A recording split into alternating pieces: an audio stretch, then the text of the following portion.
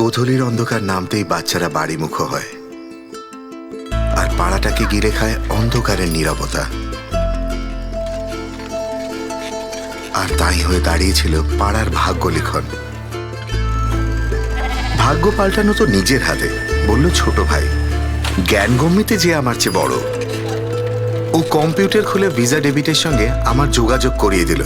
Safe রে দাদা। Visa debit আমাকে নিজের টাকা পাইয়ে দিল, আর দূরের জিনিস কাছে আসতে লাগলো। আমার ছিল দুটো হাত, কিন্তু ভিসা তার সঙ্গে যোগ করলো আরো কয়েকটা। পায়ে দিল দুর্বার গতি, পায়ের নিচে লাগিয়ে দিল দুটো চাকাও।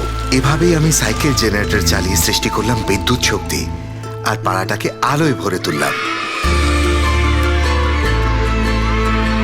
বাচ্চাদের কলকাকুলিতে আবার পাড়াটা মুখর হয়ে উঠল। Visa Debit. Dream to advance.